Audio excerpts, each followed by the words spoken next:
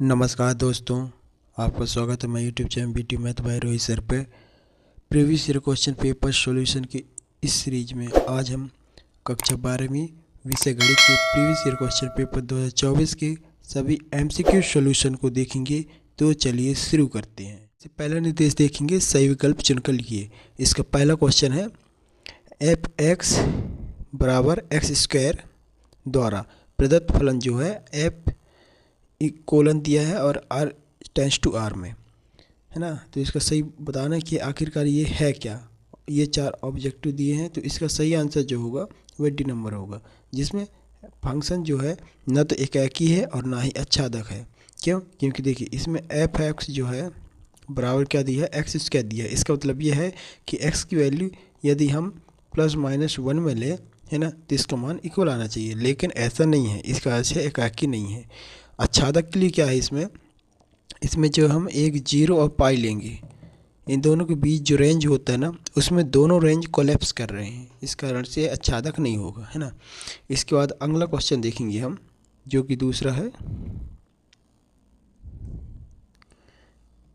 Question क्या है, यदि cos इनवर्स x बराबर y है तो खाली स्थान होगा। तो इसका सही आंसर जो होगा ना वह ए नंबर होगा। क्यों होगा? देखो, जो cos इनवर्स x जो होता है ये कोसाइन होता है ना। कोसाइन इनवर्स का जो मान होता है वह है उसकी मुख्य प्रिंसिपल वैल्यू का जो मान होता है 0 क्लोज ब्रैकेट होता है उसके पाई, इन दोनों ये दोनों क्लोज होते हैं, इन दोनों के बीच होता है इसका मान।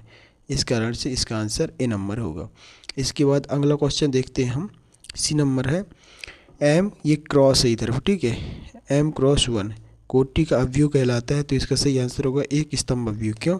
क्योंकि m क्रॉस n हमने पढ़ाई है, जो ये m जो पंक्ति कहलाता है और ये n जो होता है स्तंभ कहलाता है। तो यहाँ जब n की वैल्यू फिक्स कर दी है, मतलब कि एक जो कि फिक्स कर दी है, लेकिन पंक्ति तो अनलिमिटेड हो सकती है, लेकिन m जो है n जो है आने की स्तंभ जो है एक ही होगा, अर्थात वह एक स्तंभ अवयव कहलाएगा। ठीक है, इस तरीके से देखते हैं। अब अगला क्वेश्चन देखेंगे, यदि हमें ये सारणिक दिया हुआ है तो x का मान बताना है ना। इसका सही आंसर जो होगा बी नंबर आएगा, +-6 का x आएगा। कैसे आएगा? देखो, जो हमें सारणिक दी हुई है x/18 और से 2 और x, इसका मान जो है ना, पहले क्या करना है, इसके साथ इसका मल्टीप्लाई करो, इसके साथ इसका मल्टीप्लाई करो, जो भी आंसर आए। देखो 18 दूनी 36, ये आया माइनस, ठीक है, इन दोनों में माइनस करो, एक्स का स्क्वायर आया, ये आया, ठीक है। ये वाली सारणी का मान हो गया। अब ये जो दूसरी सारणी है उसको भी इसी तरीके से मल्टीपल करो। मल्टीप्लाई करने के बाद दोनों के जो ये इक्वल का साइन है, इधर देखो बीच में, देखो इधर इस दोनों के बीच में देखो, ये यहाँ पर बराबर का साइन आया तो बराबर कर देना। तो जब दोनों का इक्वल मान करेंगे तो उसका सही आंसर +-6x² आ जाएगा। ठीक है, इसके बाद अगला क्वेश्चन देखते हैं, पाँचवा, यदि ए और बी दो घटनाएं इस प्रकार हैं कि यहाँ पर प्रोबेबिलिटी दे दिया है ना, a/b और प्रोबेबिलिटी b/a का, और दोनों a के बराबर नहीं है, तो इसका सही आंसर डी नंबर होगा कि प्रोबेबिलिटी a और प्रोबेबिलिटी b ये दोनों इक्वल हो जाएंगे। इसके बाद अगला क्वेश्चन है ये, ठीक है, छठवा, मान लीजिए 3 सदिश हैं, एक सदिश a है और दूसरा सदिश b है, और उन सदिश a का सारणी का मान 3 है और सदिश b के सारणी का मान √2/3 है। ठीक है, तब सदिश a क्रॉस सदिश b एक मात्रक सदिश बता दिए। ठीक है, यदि सदिश a और सदिश b के बीच का कोण क्या होना चाहिए, यहाँ एंगल पूछे, तो कितने एंगल होगा कि सदिश a क्रॉस b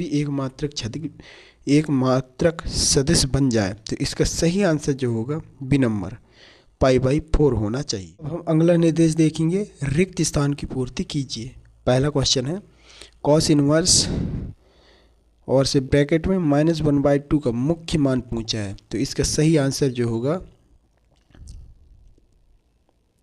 2/π/3 आएगा। ठीक है, इस तरीके से इसका आंसर होगा। इसके बाद दूसरा क्वेश्चन है, x के सापेक्ष sin 3x का अवकलज पूछा है। तो इसका सही आंसर होगा 3 cos 3x आएगा। ठीक है, अवकलज तो बन ही जाता होगा, तो ये नॉर्मल सा अवकलज है। इसके बाद तीसरा क्वेश्चन क्या है, इसके बाद तीसरा क्वेश्चन दे दिया है, एक वृत्त की त्रिज्या आर दिया हुआ है ना 2 सेंटीमीटर पर के सापेक्ष क्षेत्रफल में परिवर्तन की दर पूछा है। तो इसका क्या है, क्षेत्रफल में परिवर्तन की दर जो होती है dA/dr होगी। dr यहाँ पर चूँकि यहाँ पर वृत्त है, वृत्त का क्षेत्रफल क्या होता है, वृत्त का क्षेत्रफल होता है 2πr होता है। r की वैल्यू क्या दी है, 2 दी हुई है, ठीक है। तो इन दोनों का मल्टीप्लाई हो जाएगा तो क्या आंसर आएगा, 4π आ जाएगा, है ना। तो इस कारण से इसका सही आंसर होगा 4π। इसके बाद अब हम अगला क्वेश्चन देखेंगे।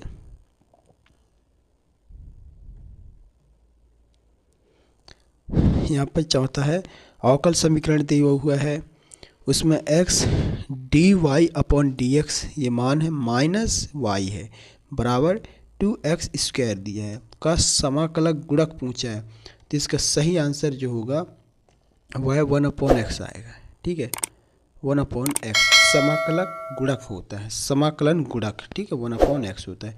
इसके बाद अगला को 5वां क्वेश्चन, एक रेखा दिया है सदिश के रूप में दे दिया है, इसकी बिंदु किन किन से होकर जाती है। तो इसका जो सही आंसर होगा वह 2, 3 और -5 और यह कोष्टक में आएगा।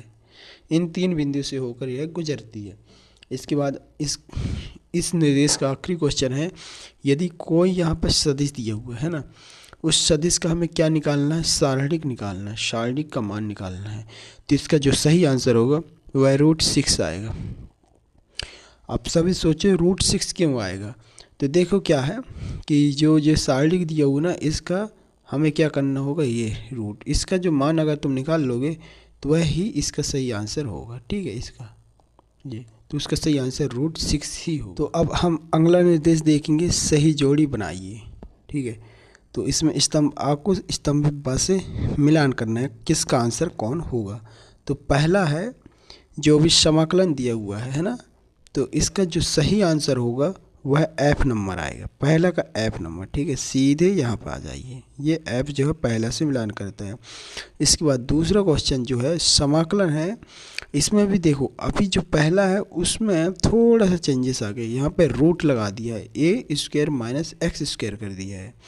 तो इस दूसरे का जो आंसर होगा वह ई नंबर होगा, ठीक है। ई नंबर मतलब कि यह, ठीक है ना,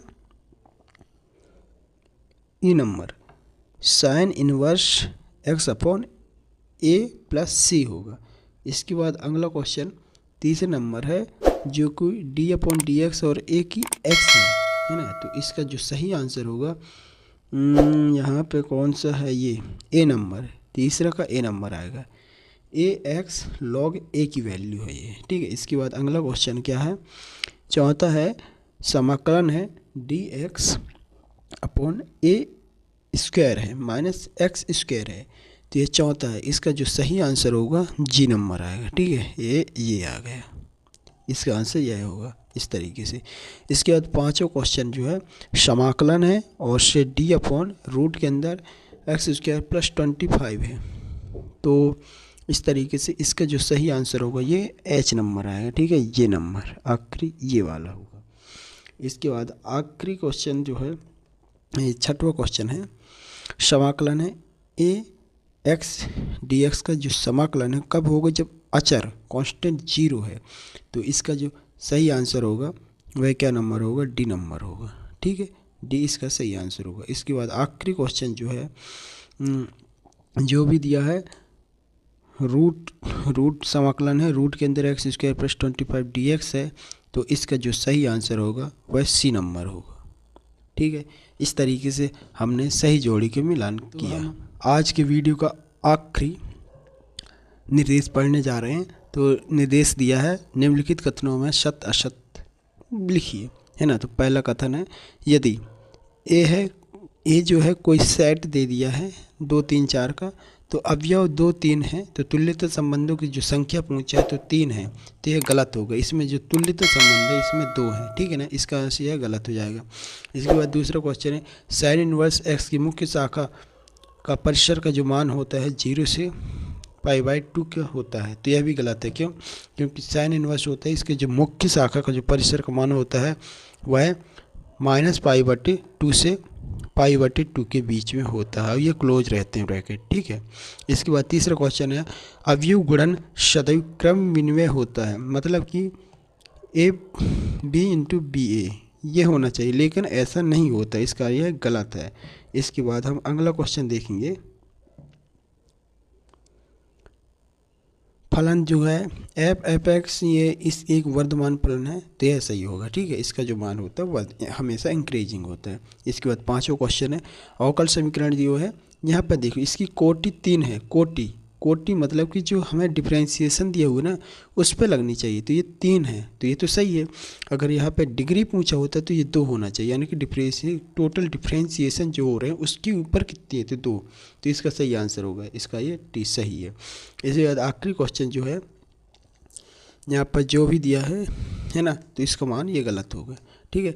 तो हमने इस तरीके से आज कक्षा 12वीं विषय गणित के 2024 प्रीवियस ईयर क्वेश्चन पेपर्स के सभी MCQ सॉल्यूशन को देखा। वीडियो तो लाइक करें, ज़्यादा से ज़्यादा लोगों में शेयर करें और हमारे YouTube चैनल को सब्सक्राइब करें, ताकि हम इसी तरीके से और भी बोर्ड एग्जाम से संबंधित प्रीवियस ईयर क्वेश्चन पेपर्स की सीरीज लाते रहें।